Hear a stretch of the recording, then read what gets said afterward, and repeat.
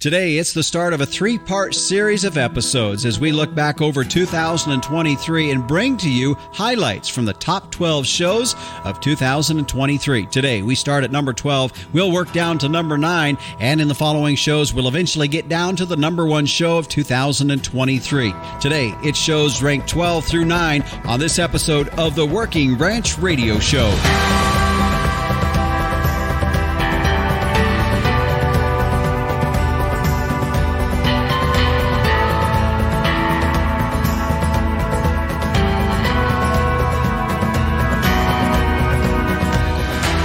Hi everyone, Justin Mills here with the Working Ranch Radio Show, and we're glad to have you tune in and joining us on our program. Yeah, as we have done this last year, we're going to do it again this year and review and look at the top 12 shows of 2023. And by no means is that said to diminish any of the other shows, because I'll tell you, it took me a long time to figure out and narrow it down to the top 12 shows, because we had a lot of great episodes, a lot of great guests that talked on topics that are extremely and always relevant to the ranching industry. So there'll be some honorable mentions that I'll also talk about throughout the show as well as we look at that. But nevertheless, we will be starting today and starting at number 12 and working down to number 9. Now, it's quite hard, as I said, to do that. And if you're wondering kind of how I've come up with that list, well, it was a variety of ways that we look at that. First of all, we can look at first week downloads and how a show did in the first week that it aired. Also, first month total downloads, and then all-time total downloads. However, the Working Ranch Radio Show has continued to grow exponentially, and so with that, we can't always just look at downloads in some ways, because, for example, a year ago, first week downloads for a show, it wasn't uncommon at all for a show to have about 1,300 first week downloads. Today, about 12 months later, we're about 2,000 downloads for a first week download. So as the show continues to grow, we have to keep that into perspective, but at the same time, look at the topics that we covered and putting all of that into perspective. So that's kind of how it all came together, just in case you're wondering on that. We're going to get into getting to our number 12 one in just a moment. But first, before we did that, I did want to mention that later on in the show, we will have the Captain Tim O'Byrne stopping by for this week's edition of Tim's 2 Cents, and Meteorologist Don will also be checking in with us on a look at our long-term weather, as he's telling us that, we're going to start to really see that El Nino pattern of weather show up. You'll find out about it as we hear from him later on in the show. Well, let's get it kicked off. As we start with the episode ranked number 12 for 2023. It was the guest I had a privilege of interviewing twice, and it was Steve Cody, as our episode that aired on July 29th of 2023, episode 128, entitled Stockmanship with Steve Cody, Getting a Herd Started Correctly. And let's drop in now on part of that show from episode 128. When you approach a herd or animals and a head goes up in the air, that animal's telling you, if you come any closer, I'm going to take off.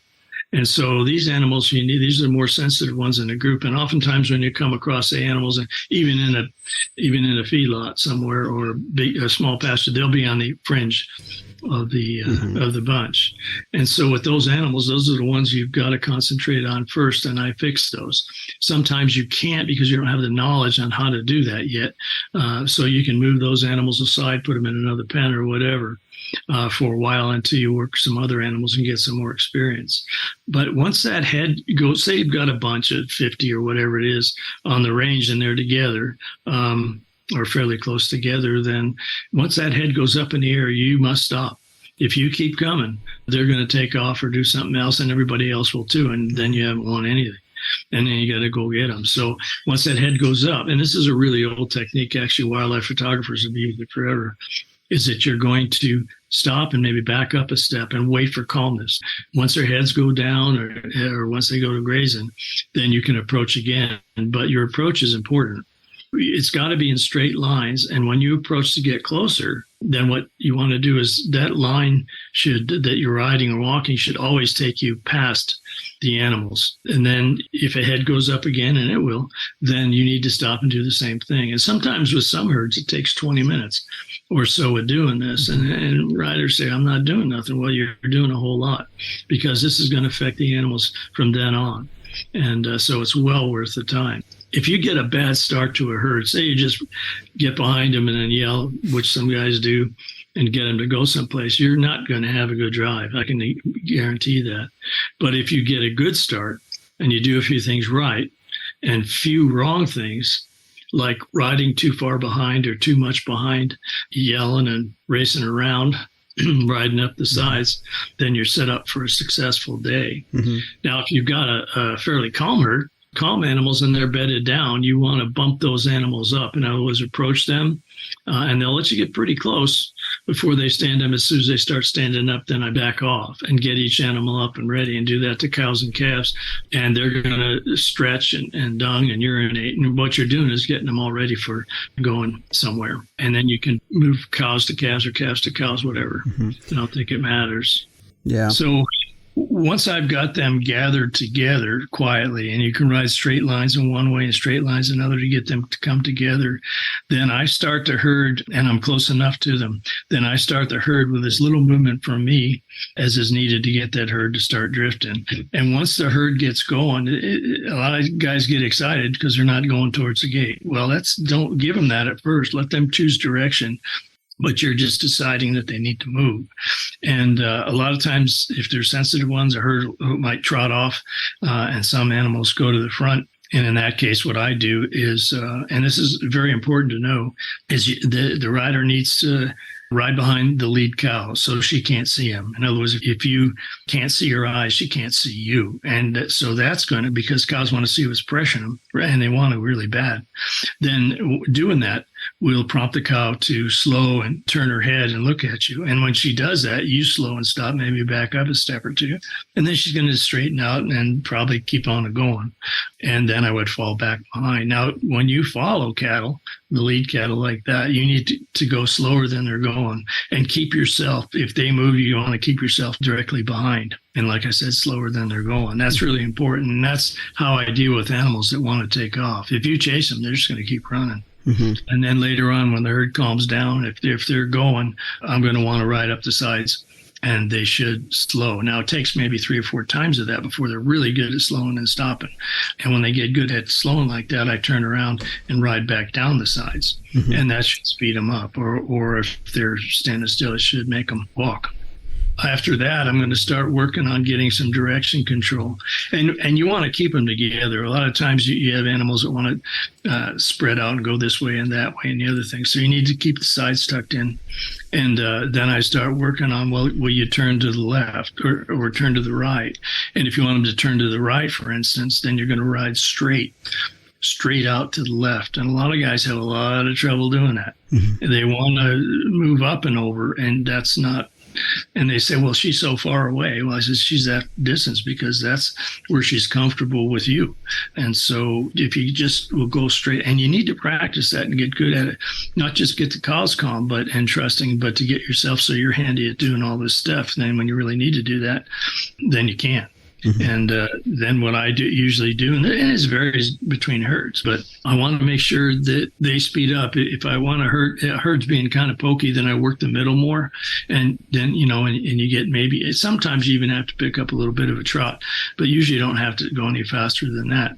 And get the middle, you're getting closer to the lead cow when you're doing that, and get them to speed up and get them to slow down. And all this stuff is really valuable on the range, especially when you've got a steep downhill and the cows look like that way is closed, or you're going to a steep uphill. Mm-hmm. Well, Steve, the next step in this gather, of course, would be when we get to the corrals or approaching the corrals, and that always seems to be a point in time that can create a lot of frustration or confusion as well, not only amongst the riders, but with the cows, and we see things kind of tune up and tense up just a little bit. Let's talk a little bit about taking cows into the corrals. I've done some schools where, like in one case, a gal said, well, I just can't get those cows in the corral. They will not go in there, just stop at the gate, or, some of them will run through, the others will take off and go back. And so when I started, I said, okay. And once I started working the cattle, I was just working them in the field. And those are the things I was doing. I'm getting to speed up. And you want their attention on you, all of them, and getting them to turn a little better and to slow down when I go up the sides and speed up when I go down the sides. In other words, against the direction that they're going. And she came out and tugged at my shirt. She said, well, my problem is I can't get them in the corral gate. But her idea, and a lot of people's idea, is that the problem's getting them in the corral, and it isn't. The problem is they can't take the pressure of the confinement of the corral and the gate posts with your pressure also. And so the way I fix that is to make sure they're better at taking my pressure, and then they'll go in the corral. And you can help them go in the corral too, or through a gate or whatever.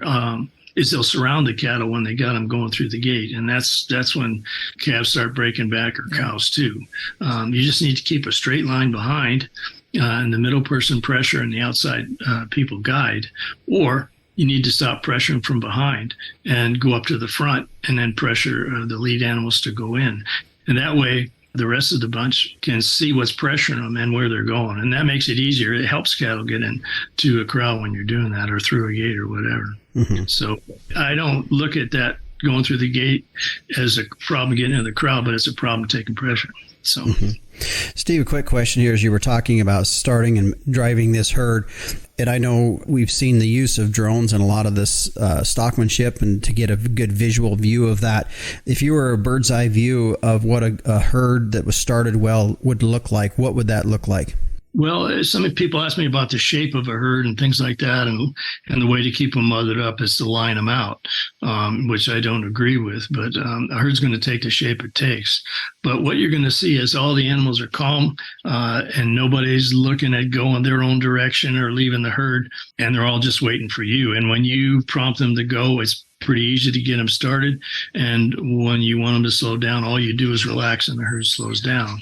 A herd that drives well will do all those things that I was talking about. They should go uphill and downhill. And that's just a portion of episode 128 with guest Steve Cody, as we were talking about getting a herd started correctly. A lot of great things that he touched on in that episode. And if you're interested in another show that we did on stockmanship, I would encourage you to go check out episode 135. That's also on my honorable mention list. That aired in September of this past year. That was on keeping fall cow-calf work stress to a low. And Steve is very, very knowledgeable on low-stress cattle handling. If you're interested in finding out more about him or his resources that he has available, you can go to his website at codystockmanship.com. That's Cody is spelled C-O-T-E. You go to his website, codystockmanship.com, and you can find out more from there. But it was episode 128 that hit the number 12 spot for 2023. Stick with us. We're going to get into number 11 when we come back.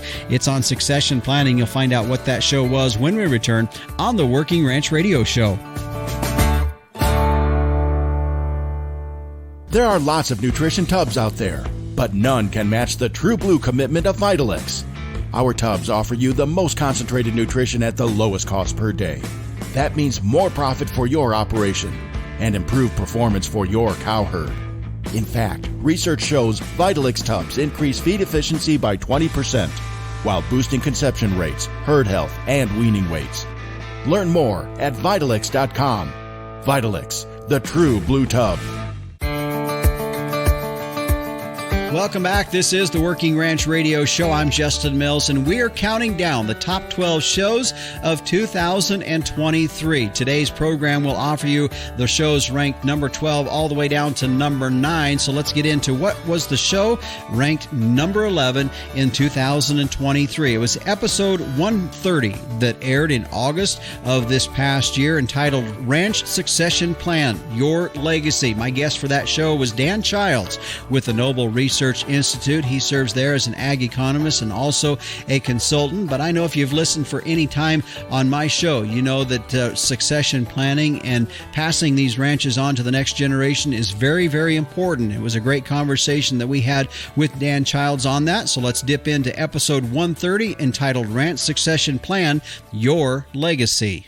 You know, there's a huge difference in, transferring assets to the next generation versus transferring a business. Mm-hmm. It takes a lot longer. It takes a lot of planning to transition that business to where you want it to be successful. You know, as you accurately mentioned there, many of the owners and operators today have put a lot of blood, sweat into these operations and wise decisions to get them where they are today. And it's hard to give the reins up to someone that hadn't went through that much effort, as you mentioned. Mm-hmm.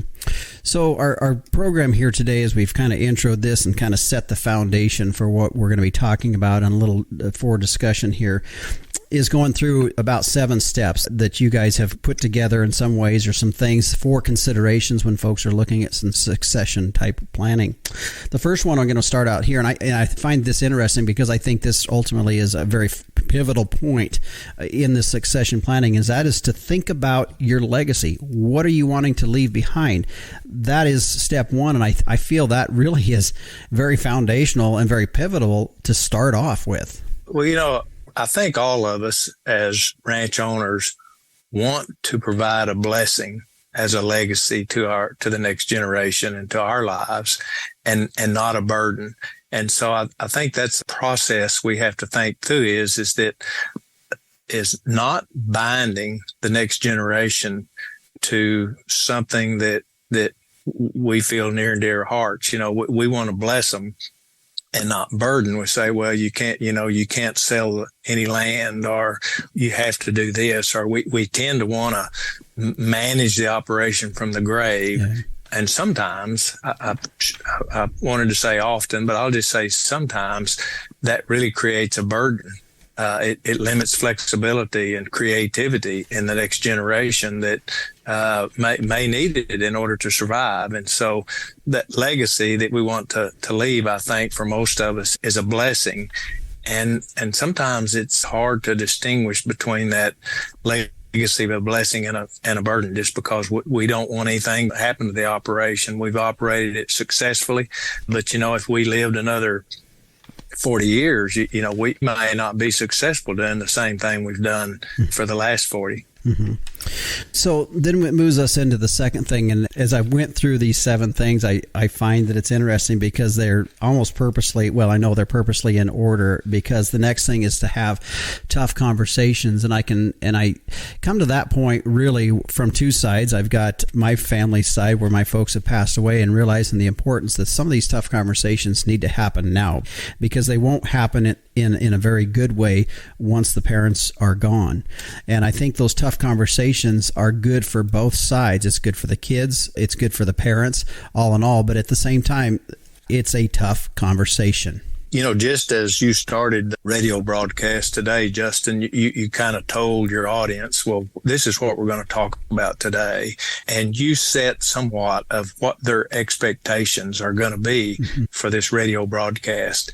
And the same thing applies when we're thinking about that transition is if we can help manage the next generation's expectations of what's going to happen in the future, then there's a much likelier chance of success.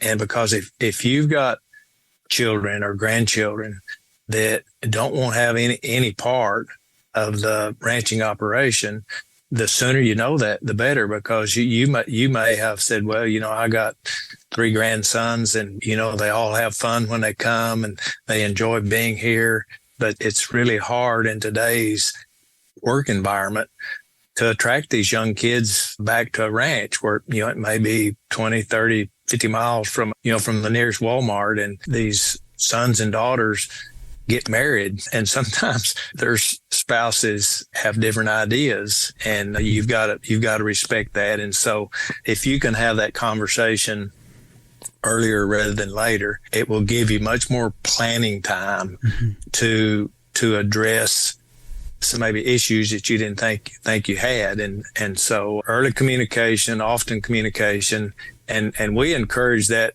communication period not to happen at, well, everybody's home at Christmas, so we'll talk about what's going to happen to the ranch.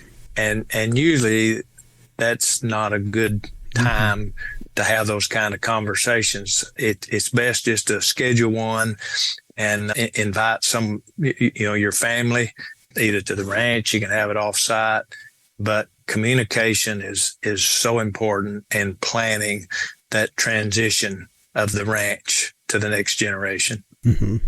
Dan, as you were talking about that, before we get into the next step that we're going to be looking at, just a side note on that. And when we talk about having those tough conversations, I think part of that also is what are some realistic expectations that need to come out in those tough conversations? That in itself needs to be considered. I guess one of the things I think about is that if the default is to split the place up equally among the siblings, that may not always be the best from a management element for that operation. So there has to be some realistic conversations, realistic expectations in those tough conversations. That's a great point, Justin. And I always try to remind the ranchers I work with that are planning a transition of the ranch to realize that even though maybe a decision is made, or in the communication process, that sometimes hard decisions, as you mentioned, have to be made. But if mom and dad makes those decisions, the heirs, kids, grandkids, may not exactly really like that, but they will respect it. Yep. And so mom and dad, really has a responsibility when there's like undivided interest concerns or who gets this or who gets that, if there's not one heir that's going to really take on the whole operation. And so if mom and dad can just make those hard decisions while they're alive, the kids may not like it, but they will respect it. Mm-hmm. And too many times I've seen siblings try to make those decisions on their own and wind up really only speaking to each other through their attorneys for the rest of their lives. And that's such a sad situation. And it gets back to what we mentioned earlier about, I think all parents want to bless their heirs and not burden them. And so that's a result of those communication efforts, those having those hard decisions and trying to manage the expectations of the next generation or two. And so it's just paramount, I think, for a successful transition plan to include that communication piece early on, if they can. Yeah. So. Yep, very well said. And I think these tough conversations might have more of an impact on the legacy, the first thing we talked about, too. And that was just a portion of the conversation that we had in episode 130 entitled Ranch Succession Plan, Your Legacy, with Dan Childs of the Noble Research Institute. And I'll tell you what, that title in itself has a lot to say, that if you want your legacy to be that of a positive memory, I think a lot of it is going to really come back to your succession planning with your ranching operation and your estate just in general. And a great conversation, like I said, with Dan Child on episode 130. That was ranked number 11 in 2023 in our shows. By the way, the Noble Research Institute, a place with a lot of resources there. You can go to their website at noble.org. Well, stay with us after the break. What was the show ranked number 10 for 2023? Well, it was episode 103. We'll talk about it when we come back on the Working Ranch Radio Show. Nothing delivers a better return on investment like cattle health. Set up the next generation for lifetime performance with ZinPro Avela 4. Achieve reproductive success in your herd with a 20% increased conception rate and a 16-day tighter calving interval. Calves from cows supplemented with ZinPro have stronger immunity and 28 more pounds at weaning. Help protect your profits by partnering with ZinPro. And welcome back to the Working Ranch Radio Show. We are counting down the top 12 shows of 2023. Today's show will focus on shows ranked 12 through 9, and we will cover the rest of them in the next 2 episodes. As we look at the show ranked at the number 10 spot, it was episode 103 that aired in January of this past year, entitled Raising Kids on the Ranch. My guest for that show was Alan Crockett, who is a ranching consultant and business coach. We've had him on for many other shows as well. He's a great resource. I appreciate his perspective on things as we talked about various different topics when it comes to raising kids on the ranch and how us as ranch families can handle that. Let's listen in on the number 10 show of 2023, episode 103, Raising Kids on the Ranch, with my guest, Alan Crockett. As I was segueing here into that comment, mainly talking about, parents' responsibilities, or in terms of how can we help them with that, whether it's going to college, or is it the parents' responsibility to pay for college, and then at the same time you add on another layer to that is, should we be compensating for their labor? How do we compensate for labor? There's just, you can keep going with a lot of different things here, Alan, and I know as you and I were talking, prepping for this show, it's like then we revert back to, how we were raised, and then that's a whole nother dialogue of how we treat kids too. Yeah, obviously today we're living in a different world than what we were raised, and I don't care if you're 30 years old or 80 years old, it's a different world today than it was even 10, 15 years ago. It's changing fast all around us. So that we can't just say, this is the way I was raised, so this is the way I'm going to raise my kids. I think we can look at some of the positive things in the way we were raised and take those and apply them in the way we raise our kids. But at the same time, the world is changing and society is changing, and our kids need to be able to adapt to that also. As far as college, I guess we're going to open a big can of worms on this one, because I'm sure there's all kinds of opinions out there. Yes, it's the parents' responsibility to pay for college, or no, it's not the parents' responsibility, it's their own responsibility. And I think we have a responsibility to teach our children, as I said earlier, a good work ethic, to be honest, to treat others with respect, and those kinds of things. But when they turn 18, they're adults now, and so I think it's time that they take some responsibility on, and if they've done well in high school and got good grades, or if they have some athletic potential and can get an athletic scholarship, there's other things that they can do to help pay for college that doesn't need to drain mom and dad. I think kids need to step up and take some responsibility there. And again, we're probably opening a can of worms, and maybe I'm being a little bit vague, but once they turn 18, they're adults, and we should treat them like that, and they should take responsibility for their actions and what they're going to do, whether that's college or a trade school or vocational school, whatever it is. That's kind of on them at that point in time. And if we need to help out now and then, maybe we do. But yeah, that's my opinion. Yeah. Well, I can see probably some of our listeners, their eyes are rolling as we say that. Well, and I guess, some of this, I feel, as farms and ranches already, it's, as we've talked about here on our show quite often, I mean, I'm a big proponent of trying to get our ranches to a point to where we're thinking as a business and we're operating as a profitable business. But it's not like we got so much for some that there's so much profit out there that said, okay, kid, you want to go to a private college at $40,000 a year, do it. They can. I mean, the state colleges or junior colleges, and even those to some extent might put a strain on mom and dad to have to pay for that. And so that's where some of this is sort of stemming from. And maybe I jumped the gun a little bit as we were talking about college. Let's go back and talk about when they're in the home and we've got labor, they're helping out on the ranch, and boy, there's again, that's maybe a whole nother can of worms that we're getting into there, but I think we need to probably go through some different avenues there in terms of how do we compensate for labor? Should we compensate for labor? And from a ranching perspective, and I've got some opinions on this, I guess, as well. How do we handle these kids in terms of using their labor as a learning mechanism in this classroom of life? That's really great that we get to have this discussion, Justin. To me, it's and you mentioned it early on when you started talking there. We're trying more and more to treat this ranch like a business and have it generate a profit, and it should be a business, and in order to be a viable business, it needs to generate a profit. So if it's generating profit, and that should be on top of the salary that we pay ourselves as ranch owners and operators, but then there comes a time with the kids, well, should we pay the kids? Should we not pay them? And right up front, before I dive in, I'll tell you, I've seen both sides of this in the extreme. I've seen it where kids don't get anything because you live here, and so you work to live here, and that's weekends, after school, summer vacations, Christmas break, spring break, etc.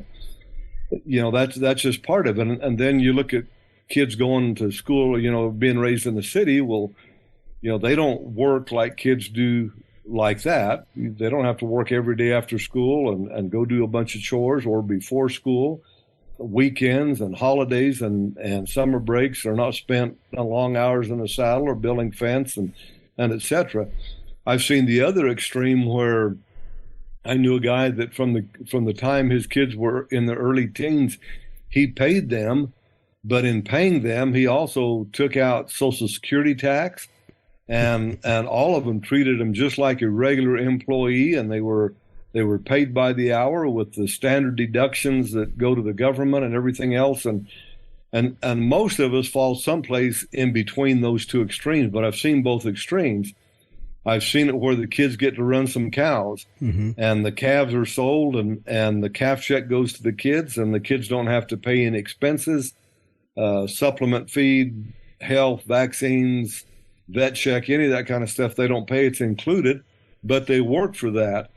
And so I guess someplace in there's a happy medium that both the business can afford and can do and probably ought to do, but at the same time, teach the kids some financial responsibility of what to do with that calf check when they get it and how to invest it and those kinds of things. So if we're going to say, okay, kids, we're not paying for your college, but yet you have to work here and you don't get paid for working here, well, where's the motivation to work there, number one? And certainly, where's the motivation to come back after college and be part of that kind of an operation? Yeah.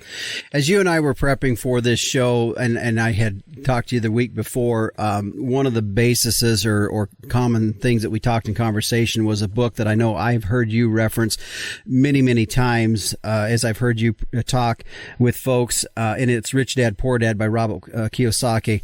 And you've referenced it quite a bit. And when I went through that book, as I come away from that book, I realized that as parents of children, and again, this could probably be in any setting, but as ranch kids as well, where they do have some access to making money, whether it's through 4-H or FFA market animals and projects that they might have, I realized that maybe some of my intense focus of just really hard driving towards, boy, you guys really need to work hard and you shouldn't have to be told everything to do. You find things to do. And while that is all still good and fine, I believe I wasn't probably focusing in some other areas, and that was some of the financial savviness that we should use this classroom to get these kids into. And that book is probably something to me that really shone a big light on a deficit that I may be doing with my kids of not really getting them to that point of knowing the difference between an asset and a liability and how they can take their money and make it work for them. Yeah, I think that's a really good comment, Justin. It, we teach our kids how to catch a horse and how to put a saddle on him and how to ride. And we teach them how to doctor a calf. In the beginning, maybe they're the kid that gets to stick a needle in and give a vaccine. And then later on, they get a little bit bigger and they get to hold them down. And then a little bit bigger, they get to start dragging calves. And eventually maybe they get to put the brand on and all of those things come. And we teach them all of those kinds of things, but we don't teach them how to read a cash flow. We don't teach them how to understand a gross margin. We don't teach them what a good investment looks like. And as you referenced Kiyosaki, the difference between an asset and a liability and his definition, an asset puts money into your pocket, a liability takes money out of your pocket. And we don't really teach them those things. And we really ought to be doing that because the world that they are growing up in is a completely different world. And we're seeing inflation again that's been pretty easy to deal with until the last couple of years. And it's going way up again. Hopefully it never goes back to like what we saw in the early 80s and 18 and 20 and 22% interest rates on operating loans and those kinds of things. But our kids need to have an understanding of finances and money and it's easy for kids to get credit cards, teenagers, college kids, high school kids to get credit cards. It's easy for adults to get lots of credit cards. And if we're not careful, we just use those and all of a sudden we have a big balance on them. We can't pay it off. We don't know what to do. So all of that responsibility comes in not only from a business perspective, but also from a consumer perspective and making wise choices with their money, how they want to trade their life's energy for money and what that looks like. And when we start looking at, I worked this many hours for this much money, or I did this much work for this much money, now I'm going to go take this money and go buy something with it. When we put that back into how much time it took us to make that money, it puts a little different perspective on things. And I think our kids need to understand that. Mm-hmm. That's the one place that we probably fall short more than any other place in agriculture, is teaching our kids about finances, about money. Well, I'll tell you, that was just a very impactful show. Episode 103, Raising Kids on the Ranch with Alan Crockett, as we discussed a lot of different things that I know all of us as ranching families that have kids growing up on the ranch have thought about, and I appreciated so much his advice and perspective on the topics that we talked about there.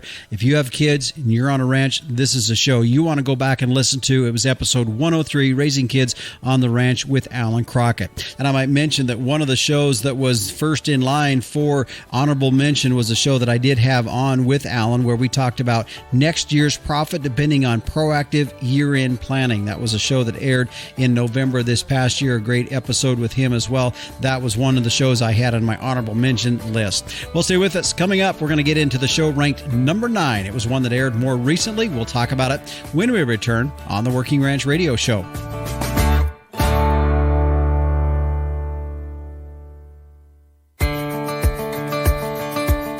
Welcome back to the Working Ranch Radio Shows. We are counting down the top 12 shows of 2023. Today's show is featuring the shows ranked 12 through 9. And I've also thrown in a few honorable mentions, which I will do from time to time. But as we look now at the show ranked number 9, it was a show that aired recently. In fact, it was in December of this year, episode 145, entitled Perspective from Dr. Neville Spear for those in the cattle biz. And it was basically a show about things, if you're in the cattle biz, you might want to tune in and listen in on this one. Dr. Spear is very recognized and very respected in our cattle industry for his perspective on things, and it was a great opportunity to sit down with him and talk about a variety of topics. And we started in on what is this cattle herd doing. Take a listen as you listen in. Neville, as you talked about that, you identified some things that might be holding back this herd growth that we thought might be starting to happen by now, but is not. One of those, of course, a couple of those things would be drought that the Southern Plains had this last year. Of course, we see interest rates that's affecting everybody in the industry. But is there anything else? I feel, to me, and maybe it's because I focused on it on some of our shows here on our program, of just folks being cautious. The prices are coming up. That's great, but be cautious as you move forward here with how you spend those extra proceeds. Do you think there's anything else that's psychologically or fundamentally holding some of this growth back and folks wanting to really keep things and build back their herds? Well, it's interesting to me, and I think it's a great point. There's just so much uncertainty surrounding the economy in general. I don't care where you go, right? It's been interest rates, and are we going to have inflation? Are we going to have a recession? And it's just been kind of dark, and it's been a pretty long 2-year grind here, is what I would call the great reset, as we go through interest rate reset. And I think that plays on everyone's psyche, regardless of who you are, right? All kinds of businesses, they're not investing because it's uncertain. And I think that plays into producer mentality. But I'll tell you, I think the biggest thing, regardless of business, it's just ultimately it comes down to grass and hay, and you want a little bit of a buffer before you say, you know what, we're going to start keeping more cows and more heifers. And if you kind of look back, most of the times we get into big sell-offs, it's because of weather. Mm-hmm. Yeah. So we're starting to now see some bred cow prices in our neck of the woods up here. I'm up in the northeastern Wyoming, and some of the sale barns, some of the purebred registered outfits are now getting some cattle moving across. There's always that hold period from when calves sell in the summer and fall, and then there's kind of a dead spot in there. Now we're starting to see some of these bred cows moving across the auction block a little bit. Bred heifers, for example, $3,500. Is there I mean, that in itself, is there any concern with some of that as far as guys looking at that and saying, boy, I don't know, I've never paid that much for a cow in my life? Yeah, I think that is part of it. And, you know, and either way, right, is it I'm going to buy that bred heifer, and or we can look at it the other way too, Justin, is, boy, that heifer is worth a lot of money, you know, being sold as a feeder animal. Mm-hmm. And, you know, however you want to look at it, we've kind of had to readjust here. And boy, it's been a pretty fast run in terms of like total dollar values. And I get it.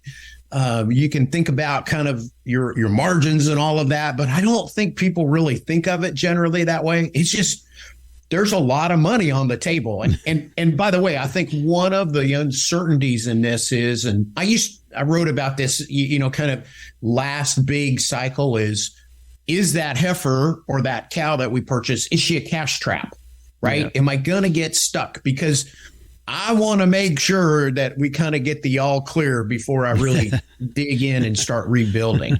Yeah, that's a good point.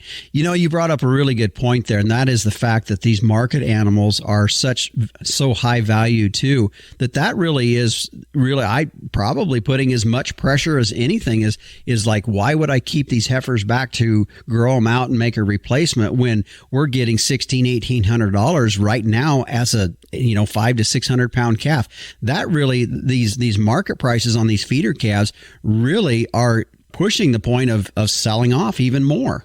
No question, right? I mean, what the market's doing is creating an incentive to sell heifers and or cull cows. And it also looks a little different when you've got that kind of goodie against an 8.5% or 9% operating note, right?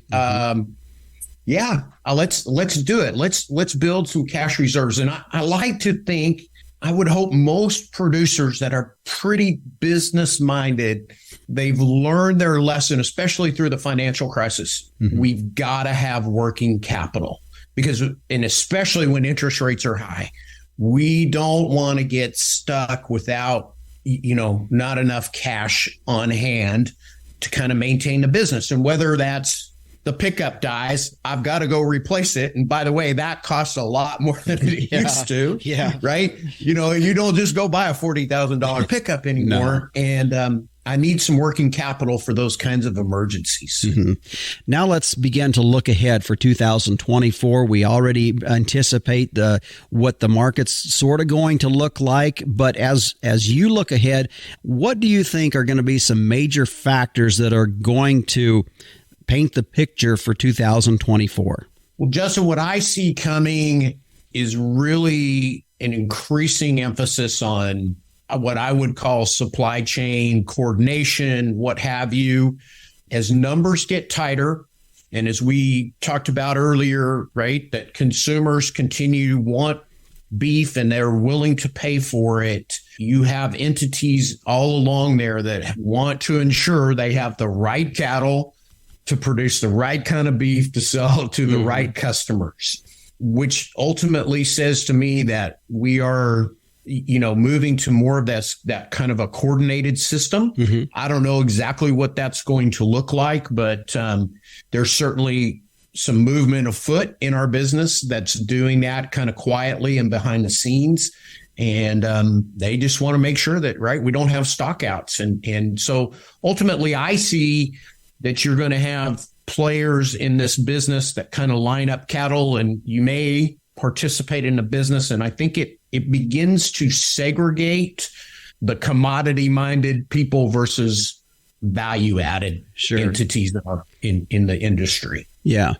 You've really started, if you look back in hindsight, you've really started to see that formulate over the last couple, 3 years, haven't you? Yeah, you really have. And one of the things that I think is probably driving that or accelerating some of that is really the beef on dairy possibilities, right? Because all of a sudden feed yards are starting to understand, hey, I've got a consistent supply. That supply will never replace all of the native cattle, and it will never be intended to. But boy, I can line up like kinds of animals in a very consistent supply that's, continuous year round. Interesting enough, those cattle are kind of, as one nutritionist explained to me, right, they're extended stay cattle. They stay in the feed yard a long time, and then they're very consistent coming out of the packing house. And so they make a consistent product. And so, hey, let's take kind of some of those concepts and let's start to work in the native side and in the beef side and start lining up cow herds to do the same kind of thing. Yeah. And that was just a portion of that conversation that we had with Dr. Neville Spear, getting his perspective on just a variety of topics for those of us in the cattle business. That was episode 145 as it aired in December of this year. And a great episode. I'd encourage you to go back and listen to, not only getting his perspective of where we're at in the industry, both in marketing and numbers and just from the economist's view, but also he shares with us his perspectives as we look ahead to 2024. That was episode 145 with Dr. Neville Spear. Well, we're going to put a break on the countdown for this episode, but when we come back, we're going to be joined by the Captain Tim O'Byrne with this week's edition of Tim's 2 Cents, and hear from meteorologist Don Day with a look at our long-term weather. We'll be back on the Working Ranch Radio Show after this. Fascinated by our wild weather? Now you can learn, appreciate, and understand the weather in your own backyard with the new Tropo Rain Gauge. Having achieved the highest rating of any product reviewed by the weatherstationexperts.com, the Tropo boasts rugged durability, impeccable accuracy, and precision to the 100th of an inch. Visit measurerain.com to order a Tropo today and use code RAINDAY. That's RAINDAY for free shipping and 10% off. Go to measurerain.com. Welcome back to the Working Ranch Radio Show, as we're using this show and the following 2 episodes to finish out the year to bring you the top 12 episodes of 2023. And I said I had some different programs that we had throughout the year that I wanted to at least mention, that I'd put on the honorable mention list nevertheless. And earlier I talked about the show that was number 11 was episode 130 on Ranch Succession Plan, Your Legacy. Now, if you're kind of thinking along those lines, you want another show that was somewhere in there. In fact, I referenced it on that show. It was a legal perspective on estate planning, and it was with attorney Dal Houston.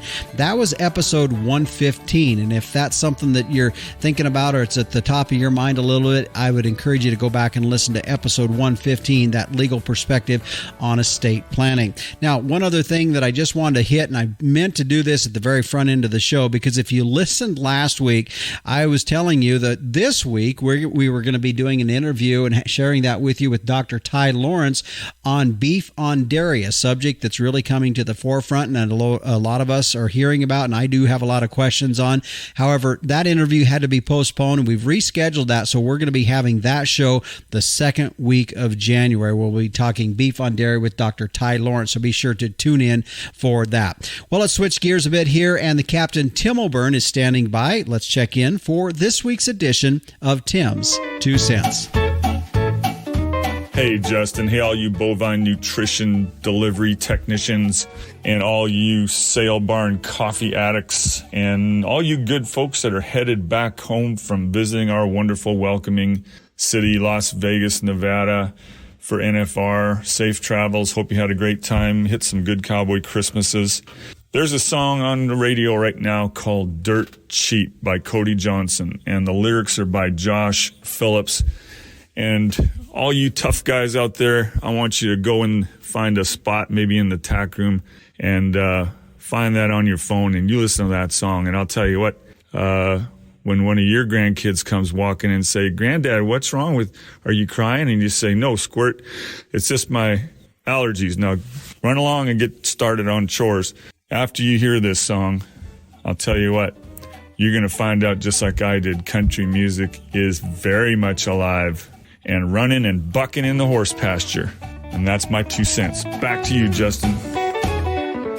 All right, thanks, Captain. Yeah, my wife and I and some friends of ours, we had the opportunity to go down to Vegas, and we were kind of like that, leaving there with definitely needing a little bit more sleep than we had gotten the previous 3 nights. But it was fun, always a great experience. In fact, I had the opportunity to catch up with the captain and his lovely wife, Christine, at Cowboy Christmas, and then we were able to get to the 5th round of the NFR. A lot of things happened on that one, and a great National Finals rodeo that took place this last week in Las Vegas.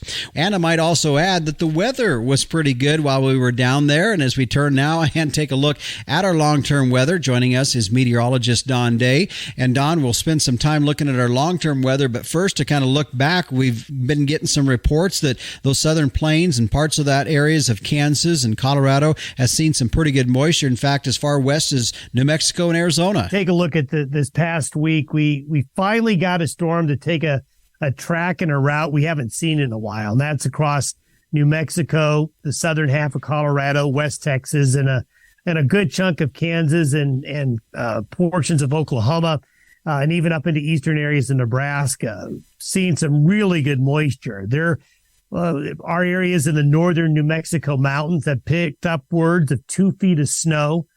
We have reports of 1 to 3 inches of rain on the plains, a cold rain that mixed with snow, but stayed mostly rain. Across some of that winter wheat country where they really needed that moisture. It's really good to see those southern areas pick up that moisture, something we haven't seen in a while. Yeah. And as you and I were talking before we went on air, was just the fact that in some ways we maybe haven't seen some of the weather patterns of El Nino like what we had expected. But what you are thinking as we look in the latter part of December, that is starting to develop, and some of that was what we saw last week with that moisture. So we're starting to see that maybe in these next couple weeks in December to really see the El Nino weather pattern take shape. Yeah, and usually when you've got an El Nino season, it's usually this time of year that we start to see the patterns associated with it. And the storm that went across the southern plains is a signal of things to come, because one thing that is a very telltale sign of an El Nino is the pattern across the southern tier of the U.S. getting more wet. Now, we've seen that along the Gulf Coast and the southeastern areas of the U.S., but we really haven't seen it yet in the desert Southwest. We haven't seen it yet in California. But that moisture we saw in southern Colorado, New Mexico, Texas, Kansas, Oklahoma, definitely an El Nino-like storm. And we see that pattern continuing. What is likely going to unfold as we go into Christmas week and New Year's week is a jet stream pattern that's going to take more of a southerly route. So this means California is finally going to get into the action, parts of the desert Southwest, and across portions of the central and southern Rockies. And it'll be very wet, the southeastern parts of the United States, including Florida.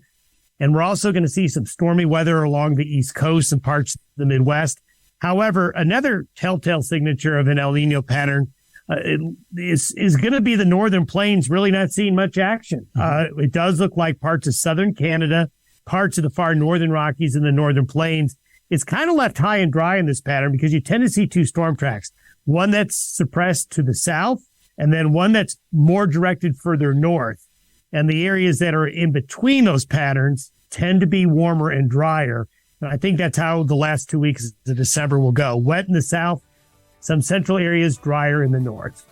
All right. Well, it's not uncommon. Like you said, it's it's been predictable in some elements that's normally what we'd see through El Nino. So that's what we would come to expect. Don, appreciate you joining us here on the Working Ranch Radio Show.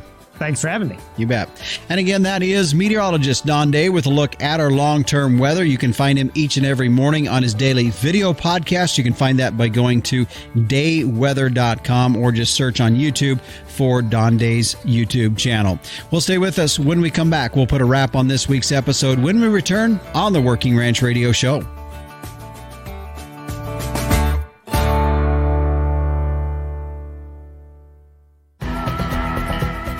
Well, be sure to tune in next week. We're going to continue with our top 12 countdown of the shows of 2023. Today we hit the shows ranked 12 through 9. Next week we'll hit the shows ranked 8 through 5. And the following week it'll be the top 4 shows of the year. And it's a pretty good way to kind of re-jog your memory on some of those. And I can guarantee if you go back and listen to them again in their entirety, you're going to hear something you didn't hear on the first time around. You can do that through any podcast provider or going directly to our site at workingranchradio.com. The Working Ranch Radio Show is a production of Working Ranch Magazine, branded #1 by America's Ranchers. I'm your host, Justin Mills, and until next time, keep your chin down and your mind in the middle. So long.